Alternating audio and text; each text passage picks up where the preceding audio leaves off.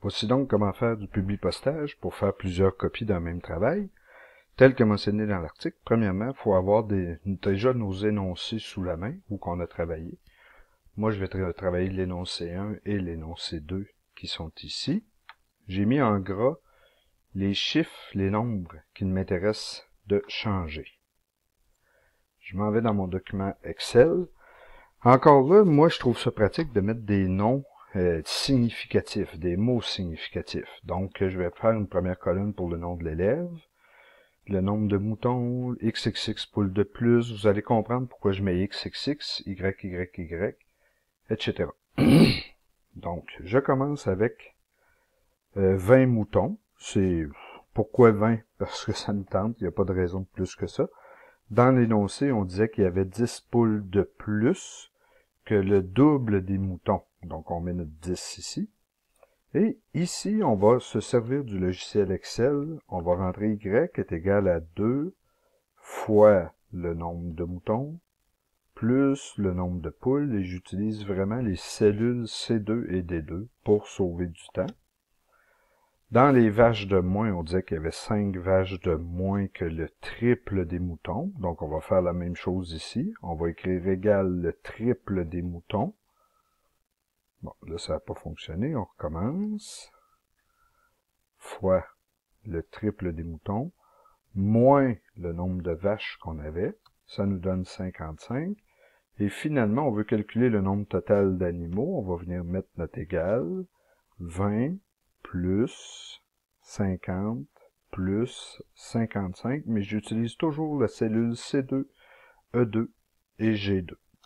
Enter, ça me donne mes 125 animaux. Une fois que j'ai fait ça, on va modifier les chiffres qu'on a ici pour être capable d'avoir plusieurs nombres différents. Donc, moi, je vais augmenter de 5 le nombre de moutons. Donc, je vais faire égal 20 plus 5. Je vais augmenter de 2 le nombre de les 10 poules de plus. Donc, je vais écrire égal 10 plus 2. Et le nombre de vaches, on a dit qu'on l'incrémentait de 3. Donc, égal le nombre de 5 plus 3. Je veux pas faire ça à toutes les lignes. Donc, tout ce que je vais faire, je vais copier. On sélectionne la cellule ici, la cellule C3. Et on va cliquer sur le petit carré qu'il y a ici. On tient notre souris et on descend. Et ça fait plus 5, plus 5, plus 5, plus 5. On va faire la même chose avec le 12 ici. Plus, ça va nous faire 14, 16, 18, etc. On va faire la même chose dans la cellule E2, qui nous donne 50. Ça va faire 2 fois la C2 plus D2. Et on va recopier notre formule qui va se faire automatiquement pour chacun. La preuve, à 194 ici, ça nous donne 2 fois 80 plus 34. Ça fonctionne. On va faire la même chose pour toutes nos colonnes. Afin de sauver du temps, on peut même le faire pour 2 colonnes qui sont l'une à côté de l'autre. On vient de générer toutes les copies de nos élèves pour réussir à faire notre publi-postage. Il nous reste à retourner dans le document Word et à le fusionner pour être capable de faire le publi-postage. Donc, on revient dans notre document Word. On s'en va dans le menu publi-postage qui est juste ici. On va sélectionner des destinataires, ça veut dire la feuille de calcul où sont nos données. On va utiliser une liste qui est existante. Ah, avant de faire ça, j'ai peut-être oublié une petite chose. Je vais aller enregistrer ce que je viens de faire ici. Donc, je vais enregistrer juste pour être sûr que c'est fait. On retourne ici. On va chercher notre document. On prend la feuille 1 parce que mes calculs, mes nombres sont dans la feuille 1. Et je suis prêt à faire le publi-postage. Là, vous avez juste à vous référer à l'article que j'ai écrit, là, si vous êtes perdu un petit peu. On s'en va à droite, on va vouloir insérer des champs. Donc, on met notre curseur où on veut insérer le champ. Comme moi, ici, je voudrais mettre le nom de l'élève en haut à droite. Ben, je vais mettre mon curseur à cet endroit. je vais insérer le nom de l'élève. Le champ nom de l'élève apparaît. Je m'en vais vis-à-vis le 10 ici. Ce que je veux mettre comme champ, c'est mon champ nombre de poules de plus. Donc, je vais changer le 5 pour ceci. Le 10, excuse-moi. Le 5 ici, c'était 5 vaches de moins. Je vais le changer par Y vaches de moins. Donc, voilà pourquoi je mets des noms significatifs. Et je veux remplacer le 125 par le nombre total d'animaux. Donc, le nombre total d'animaux. Là, je vais te montrer tout de suite, je vais aller faire l'énoncé 2 maintenant. Donc, dans l'énoncé 2, j'avais le même principe qui s'appliquait. J'avais 70 pièces de monnaie, un total de 13,60 $. J'ai des 25 sous, des 10 sous, etc. Donc, on retourne dans notre document de travail. On va s'en aller au numéro 2, que mes titres significatifs s'y retrouvent déjà. J'ai pris un nombre au hasard de 70 pièces au total. J'ai dit qu'il y avait 26 pièces de 10 sous. Pour trouver le nombre de 25 sous, ben, je vais utiliser les données que j'ai ici. J'ai 70 moins 26. Donc, j'invente pas les chiffres puis je les calcule pas tout à un à la main. C'est vraiment le logiciel qui fait ça pour moi. Et pour calculer l'argent total qu'il y a dans cette tirelire-là, j'utilise encore Excel. Moi, je sais qu'il y a des 10 sous, donc 0,10 ou 0,1, fois 26, parce que j'ai 26 10 sous, plus 0,25 sous, fois 44 pièces de monnaie, ça me donne 13,60 $. Je n'ai pas le petit zéro, là, c'est pas très grave. Dans mon article, j'ai augmenté le nombre total de pièces de 4, donc je vais mettre égal 70 plus 4. Ici, je l'ai augmenté de 3, donc égal 26 plus 3.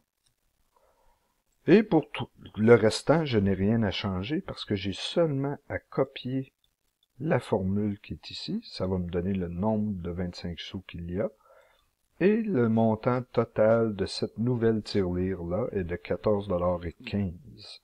Maintenant, je vais faire comme tantôt. On va utiliser le truc du petit carré en bas à droite pour copier pour chacun de mes élèves les nouvelles données. Et comme j'ai dit tantôt, on peut sauver du temps en faisant les trois automatiquement. La beauté de cette chose-là, je veux faire ce travail-là pour un autre groupe. Ben, tout ce que j'ai à faire, au lieu du 70 qui est là, je pourrais mettre 73. Tout le tableau change sans que je n'ai rien à faire. Et au lieu de 26, je pourrais mettre 27.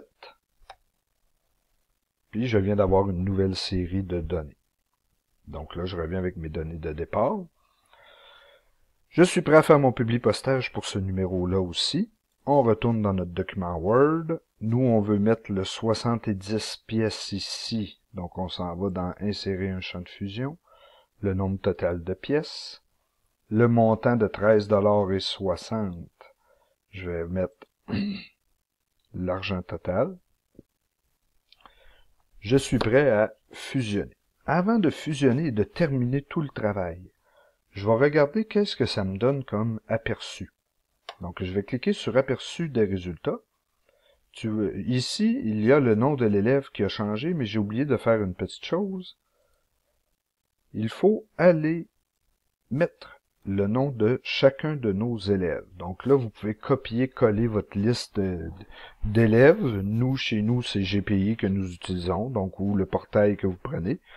Donc ici, on peut écrire AAAA, le nom de l'élève. Moi, j'ai pré-rempli ces colonnes-là par des noms fictifs d'élèves qui sont AAA, BBB, CCC, DDD. Donc, j'ai été très imaginatif. Donc, pour l'élève A, voici ce que ça donne. Alors, je vais mettre en gras. J'ai un petit problème. Ici, je n'ai pas le 13,60 et je n'ai pas le 70. Donc, quand ça fait ça, il faut trouver pourquoi que ça... Ah, c'est parce que j'ai pas enregistré mes changements dans ma feuille.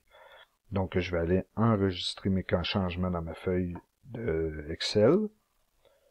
Je vais recommencer, sélectionner des destinataires, utiliser une liste existante. Donc ça peut vous arriver aussi, là, c'est parce que je ne l'ai pas fait tout d'un coup. Donc on s'en va sélectionner notre feuille 1 et nos nombres apparaissent. Donc je vais juste vous montrer que ça fonctionne, j'ai rien changé de spécial. Le nom de l'élève, les champs sont en gras. Moi je les ai mis en gras pour que vous les compreniez, mais je pourrais pas les mettre en gras et ça fonctionnerait. Là. Tout ce que j'aurais à faire, c'est sélectionner, enlever le gras. Je suis aperçu des résultats. Donc, le 13 et 60, si quelqu'un le trouve, vous m'enverrez un courriel. Là. Moi, ça fonctionne. J'ai abandonné. Ça donne 13,6. J'explique aux élèves que c'est 13 et 60. L'élève B, ça lui donne 12 poules de plus, 8 vaches de moins, 154 animaux, 14,15 $. Un autre petit bug que j'ai, là, vu que c'est Excel, ça me donne 14,6999999. J'explique à l'élève que ça veut dire 14,70 $. Si quelqu'un trouve, sans que ce soit trop compliqué, comment faire ça, vous m'enverrez un courriel. D, E, F, G, H. Donc, vous voyez que chaque élève a des versions qui se ressemblent, mais qui sont toutes différentes. Il me reste maintenant à terminer et fusionner mon document. Je clique sur Terminer, Imprimer les documents. Je veux tous les imprimer. Je peux choisir de les imprimer en PDF sur une imprimante ou dans un document Word, je pense aussi. Moi, ce que je préfère, c'est un PDF. Donc, je donne un nom fictif, là, Envol 172, parce que je crée pour la revue Envol. Enregistrer sur le bureau. Et voici ce que je peux faire imprimer à mes élèves. Donc la page 1, la page 2, la page 3, la page 4. Pour la correction maintenant. Donc, moi je sais que la copie de... Oh, je vais en prendre une tout à fait comme ça, là, vite, vite. J. On va prendre l'élève J. On voudrait corriger sa copie. Ben, ce qu'on fait, c'est qu'on va prendre son document Word, Word ou Excel ou tout ça. Là, donc là, toi, tu vas prendre son document Word, tu vas l'afficher, tu vas l'avoir sur ton papier à côté de toi, et on ouvre notre ordinateur, on s'en va dans la colonne de l'élève J, et on va voir les réponses qu'il devrait avoir. Lui, il devrait avoir trouvé 60 moutons, 146 poules, 151 vaches, pour un total de 357 animaux. Et dans le numéro 2, même chose, il devrait avoir trouvé 50 10 sous, 52 25 sous, pour un total de 18 $. Donc, c'est l'avantage de cet outil. J'espère que vous aurez le goût de l'essayer. La seule chose que je peux vous dire, c'est oser, puis vous verrez que vos élèves vont comprendre davantage.